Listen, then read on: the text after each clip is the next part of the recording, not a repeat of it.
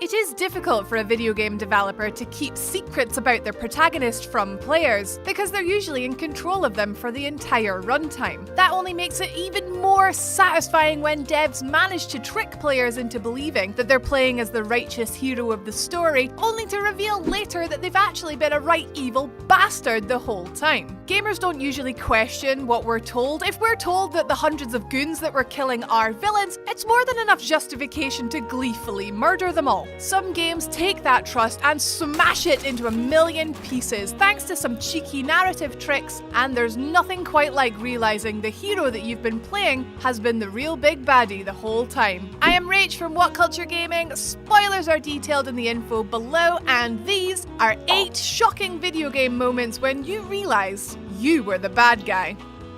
Did you know that WhatCulture also does a board game? It's true, we do. And you can purchase it at shop.whatculture. Who knows, I might even sign a copy or two to devalue them a little bit. 8. Bioshock Infinite. Bioshock Infinite's plot hinges on a pretty simple instruction. Bring us the girl and wipe away the debt. That's the only direction the player character Booker has in the opening hours. But the game eventually reveals that the girl you're looking for is Elizabeth, the protagonist's own daughter. She's missing because, well, you sort of sold her to a racist prophet called Comstock in order to pay off a gambling debt. That's a pretty terrible thing to do, but that's not what makes you the villain. While you battle through the hordes of religious zealots in order to free Elizabeth from the slavery you sold her into, attempting to take down the ruthless Comstock in the process, a late-game twist actually reveals that the dictator and Booker are one and the same. Okay, so technically he's a version of you from an alternate timeline, birthed formally after receiving, rather than shunning, a baptism after returning home from war. Still, because he's a byproduct of yourself, you're still apparently the problem, and it's only by being killed before this choice can be made that he's stopped from ever causing harm. 7. Prototype. Narrative wasn't the main reason people flocked to Prototype back in 2009, but the game did tell a surprisingly gripping story about a plague turning an entire city into monsters. It's pulpy as all hell, right down to the fact that the player character, Alex Mercer, begins the game with amnesia and a whole load of random mutant powers. You spend the next 10 hours decimating creatures on the streets of New York and attempting to get to the bottom of who unleashed this bioweapon and why. Who could have been so devious to damn thousands and thousands of innocents, though? Well, it turns out that it was you, done before being gunned down at the start of the title. Although you've spent the whole game trying to figure out the origin of your powers and contain the threat, you end up finding out that it was your own fault to begin with. Oops. 6. Silent Hill 2. While Resident Evil always boasted the spectacle and the gameplay, Silent Hill was the survival horror series with the best stories. Moving away from the mushy action influences most releases in the genre gravitated towards, the second game in Konami's franchise told a rather low-key tale, following James as he's lured into the titular town after receiving a letter from his dead wife, Mary. Whether or not Mary is alive and her connection to Silent Hill in the first place becomes the game's central mystery, with James battling one nightmarish monster after another to get to the bottom of it. However, later it's revealed that it was James himself who killed his ill wife in order to stop her suffering, an act which he repressed immediately after. Unfortunately for him, Silent Hill gets its kicks on delving into the repressed psyches of its victims, and uses his guilt to bring his biggest worries to life in the form of horrific monsters. 5. Nier Automata. Nier Automata's plot goes absolutely off the rails in its final act, reshaping everything you thought you knew about the seemingly straightforward war between humanity's machines and the alien invaders. It turns out the machines, including Heroes 2B and 9S, work on a cycle which keeps the war going perpetually in order to give them a reason to exist. When they've finished their job, they're eliminated and fresh models come in to start the whole thing thing over. Though this revelation takes the heroes by surprise, there's one more twist that's even more devastating. 2B and 9S's relationship is one of the game's most charming elements, as while the former is initially a little cold to her sidekick, she later warms to his incessant badgering and attempts to strike up a friendship. While she may seem like a bit of a needless dick for refusing to open up to her partner initially though, it's later revealed that this is by design, as 2B is actually a robot designed to execute the 9S units once they've fulfilled their purpose. Though there are hints that these models are out in the wild, as some have gone rogue, you never suspect 2B. Fortunately, she doesn't succumb to her true programming, but it certainly casts her personality at the start of the game in a far more sinister light. Isn't that hilarious?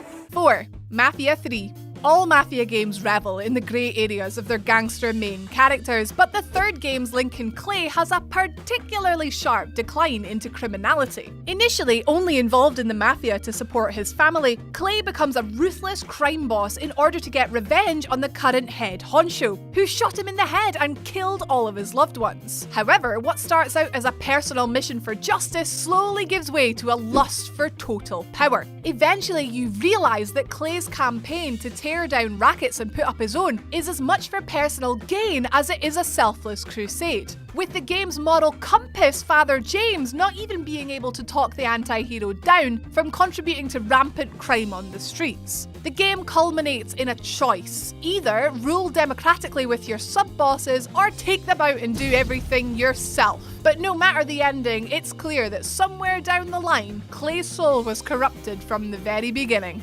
3. Shadow of the Colossus. In order to save the life of his companion in Shadow of the Colossus, Wander is told by the ghostly Dorman that he needs to kill 16 colossi scattered throughout the Forbidden Lands. You don't know exactly who this person is, or even if they're telling the truth, but considering you have no other options and the beasts themselves seem pretty damn terrifying, you don't really question the challenge. The thing is, while these hulking giants are certainly imposing and intimidating, they don't ever really pose a threat to you. They only attack you if you attack them first, otherwise they're pretty chill hanging out for all of eternity. Consequently, after you've taken a few down, something starts to feel wrong as you continue to cull these majestic creatures and rob the world of so much of its character. That's because it turns out that the information you were fed wasn't entirely correct. And after all the Guardians have been killed, you've actually allowed Dorman, a pretty bad dude all things considered, to manifest and take control of Wander's body. The Colossi weren't villains at all, and you had no business ruthlessly murdering them all.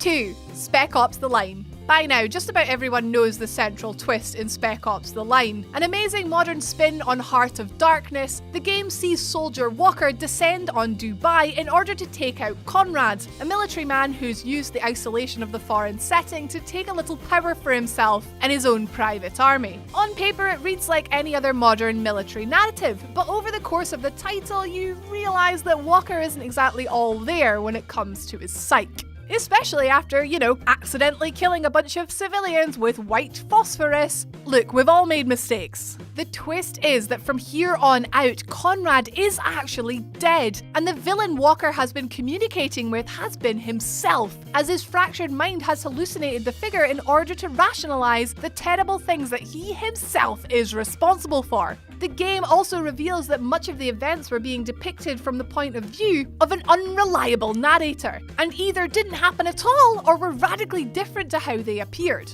all committed by a man slowly slipping into insanity. 1. Undertale.